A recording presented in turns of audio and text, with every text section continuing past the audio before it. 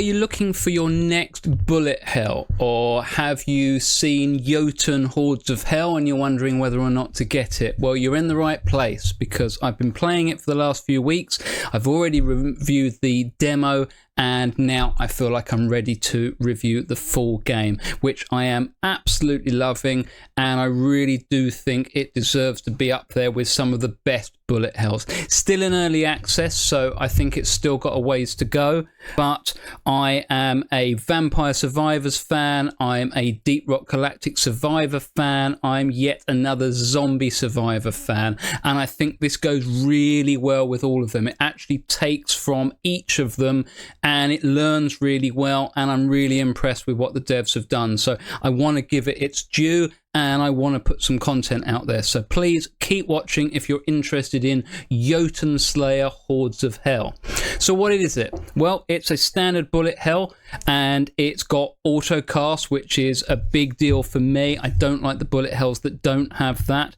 It's top down, as you can see from the gameplay that I'll have playing. It's your standard look. I think it looks slightly better than most of them. I'm really impressed with it. Looks good, feels good. You've got 5 classes to pick from. They are all quite different. The Berserker is the one that you start with in the demo, and that's all melee. And then suddenly you open up the Cirrus or maybe the Warden, who are the two that I've played the most, and now you've got range, and that makes a real difference. The Cirrus is probably the easiest class to go with that I've played. Some of the others might be easier, but I have played all of them, and Cirrus feels really good to me. But what I've started doing is actually playing the Warden as a gold farming build that actually makes the game slightly harder, but I think that's a really good thing. So I'm going to do an extra video about that. Look out for my build videos. Please subscribe if you want to see any of them. Like I said, that's a gold farming Warden build, but you don't have to go with that. The Cirrus is really nice and easy. The way it works is that you've got potential of 5 auto class skills. You've also got your normal attack, which will either be melee or range, along with the 5 auto cast skills that you get. You can also pick up passives. You're going to pick these up from a combination of your class. You will have 2 class skills, and you will pick 3 god skills. You can pick those 3 god skills from 1 god or 3 gods or 2 gods. It's entirely up to you, and that can be really strategic. You'll probably notice from some of the gameplay, I like an area of effects skill, but I learned quite quickly that for some of the bosses, definitely for the 4th level, Jotunnslayer, something like that, Jotunnslayer I think it is, you're actually going to need more direct damage. So that when I changed it, you've got choice of different builds. You might be going for, said, the Warden, and I'm going to do the gold build, which would involve picking Freya, Loki, and Njord, I think it's pronounced, are the 3 gods. But if you wanted to go for a direct damage build, you might want to pick the Cirrus and go for Thor, maybe Loki, and the ice one, I'm forgetting, begins SV, something like that. That's the gods. But it really makes a difference on which ones you pick, and you can have a lot of fun with it. And I'm trying to find efficient builds at the moment. I'm not even having as much fun as I could. The farming is actually quite fun, getting all the gold, unlocking all the passives. There's a lot of passives. I'll get to those later. You've currently got 4 maps that you can pick from. There'll be another at least coming because it's currently locked. You've got 5 different weapons for each class. They do make a little bit of a difference. It's more of a passive that you get along with a different special ability. You've also got outfits that you can pick from. I think all of them get 2, and there's a 3rd available if you've got the Founders Pack. I haven't bought that yet, but I'm certainly thinking about getting it because I'm putting a lot of time into this game and I'm really enjoying it. It's somewhat of a cross between Vampire Survivors, Deep Rock Galactic, and maybe Hades. You've got the God's Choices, which I would say is taken from Hades. You've got the over-the-top effects, skills, and almost synergies that remind me a bit of Vampire Survivors, and you've got objectives which sort of reminds me of Deep Rock Galactic Survivor. Combines it all really well. You're actually going to go through, I think on the lower levels, you've got 3 objectives you've got to complete. On the insane level, which is the highest level, you've got 5 that you have to complete.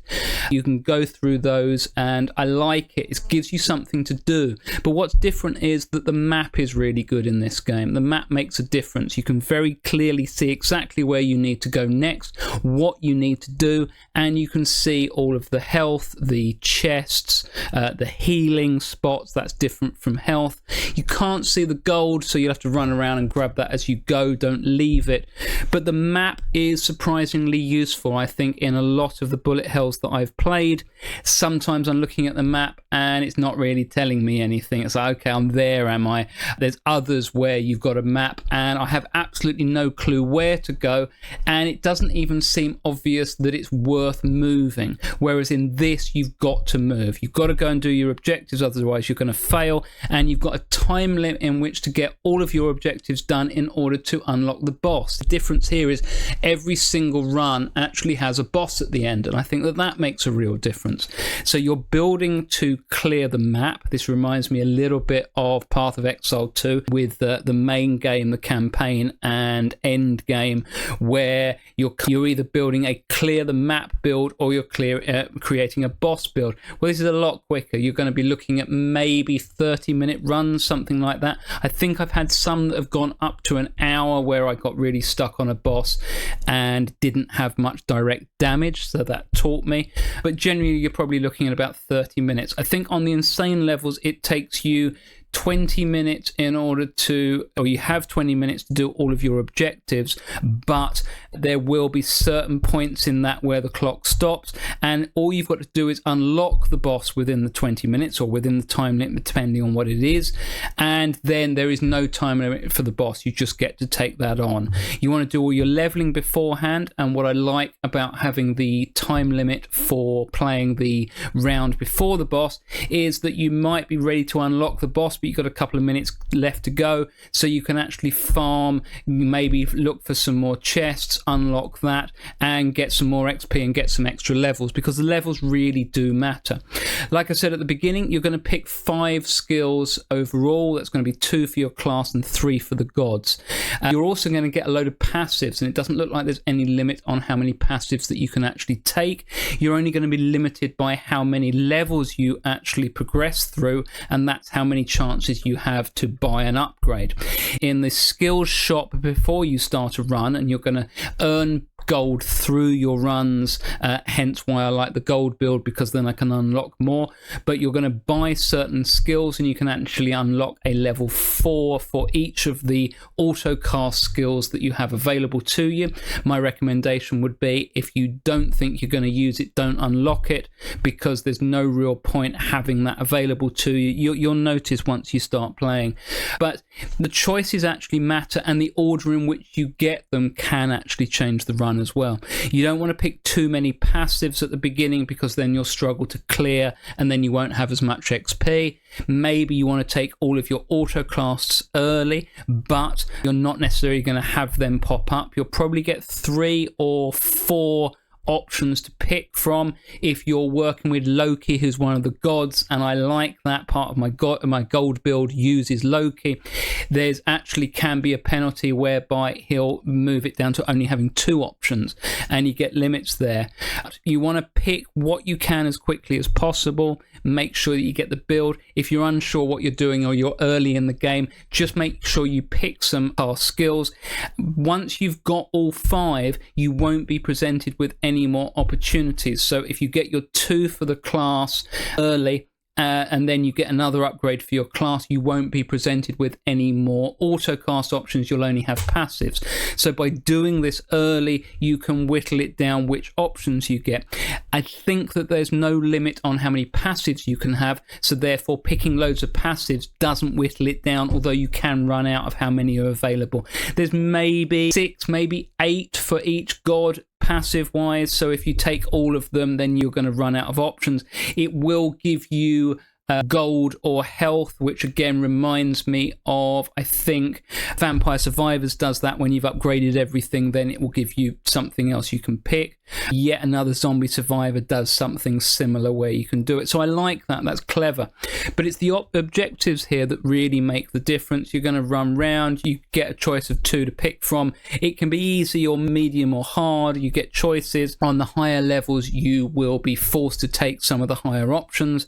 And then there's sort of a weather effect that will come in with one of it. That's a curse that you've got to actually clear.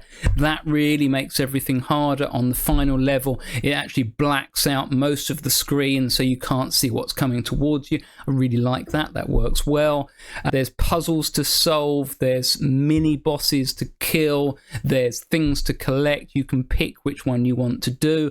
Generally, I'll go with whatever gives me the most gold, but I've already learnt there's certain strategic ways to do that. So if it's not going to present the gold actually on the map and it's just going to put it into your inventory, it doesn't help me as much. But again, check out my next video, which will be the gold build as the Warden. That will really help you to understand it, and it will unlock a lot of things for you. I think you can have a lot more fun once you unlock things. I went a certain way with the build. I did all of my god passives in the skill shop first. I think that's worth doing, but my friend who's also playing it, he's gone a completely different route, and he did the Cirrus first without doing anything else, and he's really enjoying that. The only problem I think with the Cirrus is that it's probably the easiest class, so you may want to make it harder for you, and I'm starting to think that the gold build Warden might actually be the hardest but the most rewarding. So it's interesting to try, but there's lots of different choices here.